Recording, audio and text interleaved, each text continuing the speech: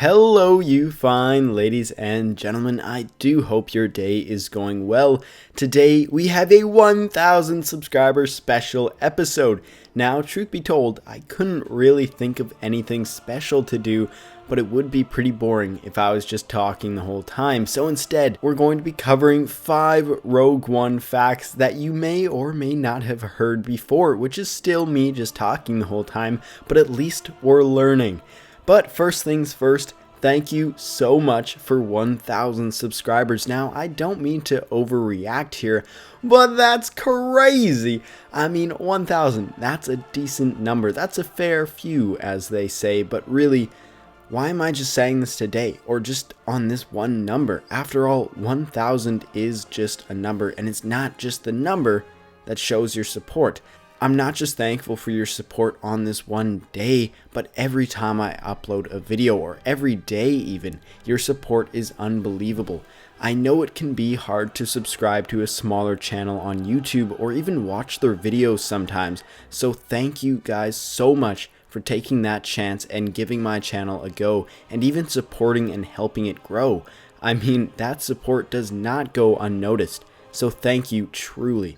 Anyways, I think we should dive into these cool and fresh tips for Rogue One, which is not too far away at all now. As you may know, all of the previous Star Wars films have had their soundtracks composed by the legendary John Williams, and if I may say so, he has done an outstanding job on them. Some of my personal favorites of his come from Revenge of the Sith, so if you like soundtracks, I suggest you listen to that one, because wow, it is a soundtrack.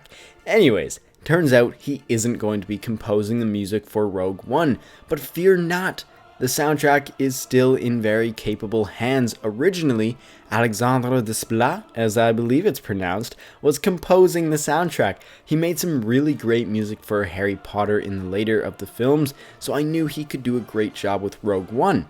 However, as you may have known, Rogue One required a lot of reshoots and redesigning a while ago, and a lot of the movie was altered. This meant that the music composed by Alexandre Desplat no longer really fit the theme and mood of the film, and apparently he was not available to redo the soundtrack at the time of the request. But fear not, the soundtrack is once again in capable hands. Michael Giacchino, a composer who worked a lot with Pixar, is now doing the Rogue One soundtrack, but really, listening to what pieces of the soundtrack we've heard so far in the trailers, I am quite excited to hear the rest of what he's composing. On to fact number 2, this one pertaining to the character Saw Gerrera. Now, if you didn't watch the TV series Star Wars: The Clone Wars, you probably aren't aware of this, but Saw Gerrera, a part of the Rebel Alliance in Rogue One, was also in the Clone Wars series working with the Jedi and the Republic. He was in quite a similar position, leading a band of rebels against oppression, so I think it's going to be really interesting if there are any little connections back to the Clone Wars era seen with Saw Gerrera. Personally, I think that would be overwhelmingly awesome.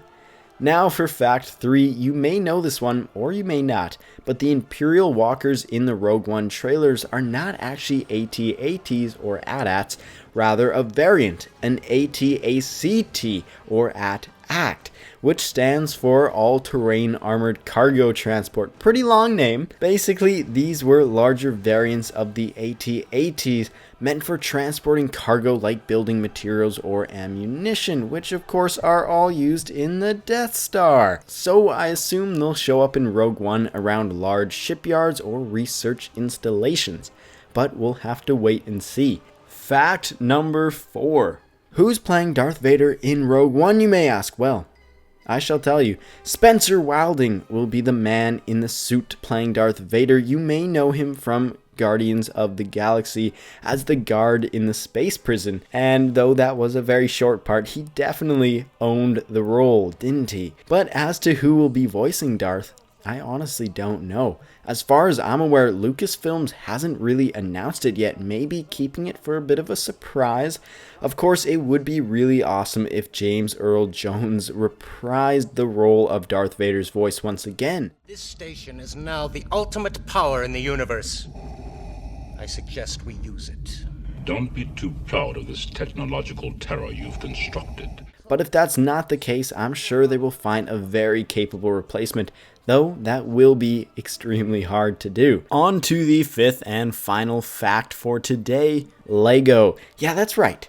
A bunch of new Lego sets were just dropped, giving us a little insight on some of the vehicles we will be seeing in Rogue One. Now, some of these vehicles we've already seen in the trailers, like the AT-ST Walker and the Imperial Hover Tank, which looks pretty cool, I must say. I'm sure we've seen this one somewhere in the trailers, but I can't really recall it. It's the TIE Striker, so another variant of the TIE Fighters. Then there's the U-Wing, which we've seen quite a bit in the trailers, but the Lego set gives us a bit of a closer look at it, and I must say, it looks really awesome. Then we have the last new set, and I don't believe we've seen this ship very much in the trailers, though I could be totally mistaken. I know there was a short shot of it in one of the latest trailers, but that was really only a small glimpse at it. But this is Krennic's shuttle, clearly made for stealth, seeing as it's painted black, which of course is space camouflage. Honestly, why don't more factions in Star Wars paint their ships black? I mean, is that not camouflage? You know, a little more stealth can go a ways. The Republic ship, the Imperial ships, the Separatist ships, the Rebel Alliance ships, they're all gray with a few other colors like red or blue. Like, why not just paint them black? Would that not be advantageous? Oh well, I guess Krennic knows what's up at least. Anyways, that has been all for today. Once again, a massive thank you to you guys for your support and for reaching 1,000 subscribers. Now, if you want to stay up to date on all the latest Star Wars Rogue One news and of course Battlefront news as well, then you can subscribe if you want to. You're more than welcome to. And as always, I will see you guys next time. Goodbye.